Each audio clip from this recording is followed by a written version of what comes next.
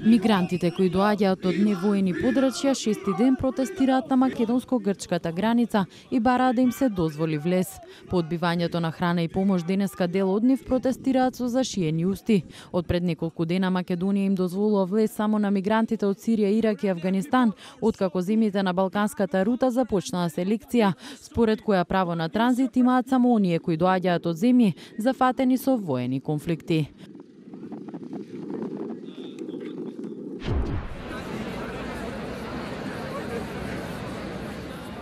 Околу 1000 научници и истражувачи протестираа во Белград против, како што соопштија, недоволниот фонд за истражување и развој. Тие протестира и против малите плати во нивниот сектор. Демонстрантите држеа транспаренти испишани со зборовите "Јас сум научник и затоа едва и преживувам". Околу 3600 луѓе работат во разни владини, развојни и истражувачки центри во Србија.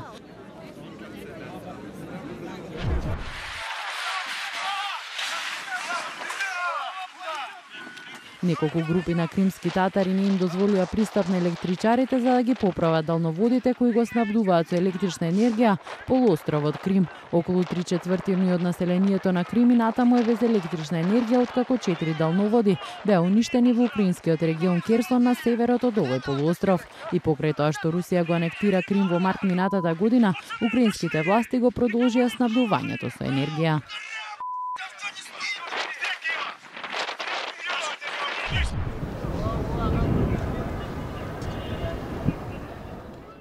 Железничарите во Пакистан излегоа на протести по несреќата пред една недела во која загинаа 14 патници. Поради штрајкот беше прекината железничката врска меѓу Куета и други поголеми градови. Машиновозачите соопштија дека старите локомотиви им го загрозуваат нивниот живот и животот на патниците.